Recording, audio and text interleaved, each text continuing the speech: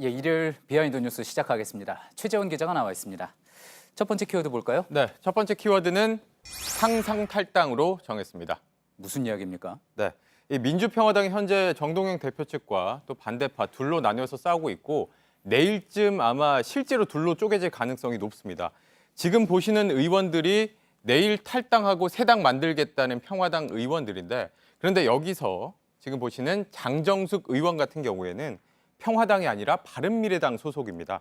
이 바른미래당 의원이 민주평화당을 탈당하겠다라고 하고 있는 겁니다. 예, 평화당도 아닌데 평화당을 탈당하겠다. 그건 장정숙 의원이 비례대표 의원이어서 그런 거죠? 맞습니다. 이 장정숙 의원은 국민의당 비례대표로 배지를 달았고 이 국민의당과 바른정당이 합쳐지면서 이 바른미래당이 되면서 바른미래당 소속이 됐습니다. 그런데 장 의원은 합당 반대했거든요. 그래서 이 민주평화당과 함께 하려 했었는데 문제는 장 의원이 비례대표 신분이었기 때문에 바른미래당을 나올 수가 없었던 겁니다.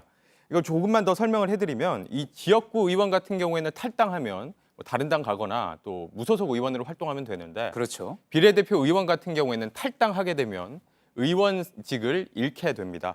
다음 비례대표 순번에게 배지를 넘기고 나가야 되는 것이죠. 그래서 당에서 쫓겨나야 그러니까 제명을 당해야지만 의원직을 유지할 수가 있는데 또 당 입장에서는 자기들목 비례대표 한 자리가 없어지는 것이기 때문에 순순히 그렇게 해주지 않는 겁니다. 그래서 비례대표 의원은 당을 안 나가려고 버티고 또 당에서는 제명을 안 해주려고 버티는 현상이 발생하게 되는 겁니다. 예, 또 게다가 남의 당 좋은 일 시키는 거니까 더욱더 제명을 시켜주지 않는 거겠죠. 네. 예, 그래서 장정숙 의원은 이제 바른미래당 소속으로 평화당에 있는 거고 내일 평화당 탈당한다고 기자회견을 하더라도 그래서 이게 사실 상상 탈당인 거다.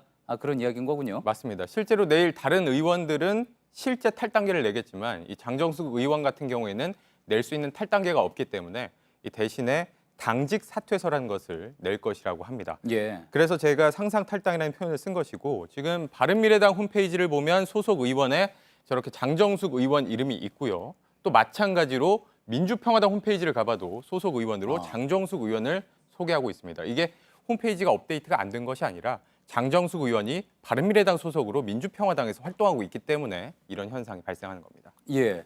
근데 저런 경우는 장 의원뿐만이 아니라 다른 비례대표 의원들 중에서도 좀 있지 않습니까? 맞습니다. 이 모두 비례대표인데 이상돈 의원 같은 경우에는 바른미래당 소속이지만 사실상 이 무소속처럼 활동을 하고 있고 또 박주현 의원도 바른미래당 소속으로 평화당에서 활동을 하고 있습니다. 또 자유한국당 김현아 의원도 과거에 새누리당 소속으로 바른정당에서 활동한 일이 있었습니다.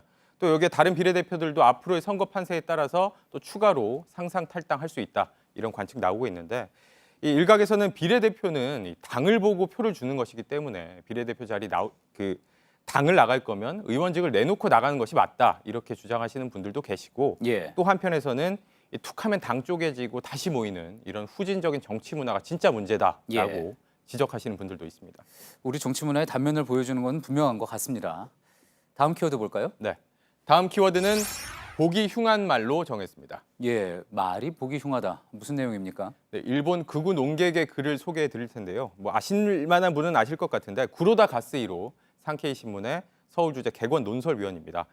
서울 여보세요라는 제목의 고정 칼럼을 쓰고 있는데 어제자 칼럼의 제목을 보시면 보기 흉한 반일 불매 운동이라고 칼럼을 썼고 세 가지를 문제 삼고 있습니다.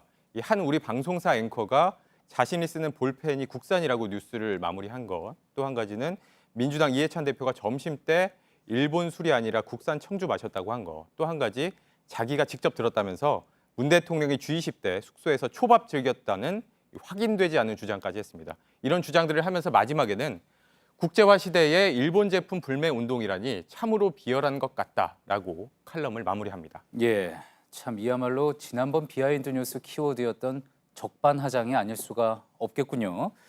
자, 그런데 근거가 없는 일방적인 수출 규제와 지금 벌어지고 있는 불매 운동 어느 게 비열한 건지는 보시는 분들이 더 잘 파악을 하실 것 같습니다. 네, 맞습니다. 그래서 이 네티즌 반응들을 몇 가지 가져왔는데 이런 반응들을 주셨습니다. 매일 혐한 시위하고 혐한이 베스트셀러인 나라가 뭐라냐? 이 적반하장 말씀하셨는데 저런 혐한이야말로 진짜 비열한 것이다라고 지적을 하신 것이고 또 불매 운동이 일본의 타격이라는 것을 증명하는 칼럼이다라는 의견도 있었습니다. 예. 자, 그런데 구로다 의원의 이런 주장, 뭐 낯선 일은 아닙니다. 평소에도 많이 있었던 일이죠. 네, 최근에 한 인터뷰에서는 한국이 잘 사는 게 일본 덕분이다 이런 주장도 했었는데 이건 직접 목소리로 들어보시죠. 예. 한국 정부가 한국 나라가 이만큼 풍요로운 나라 경제적으로 발전한 것에 대해서 일본 협력이 얼마나 기여했는지야 그걸 정확히 좀 알려달라.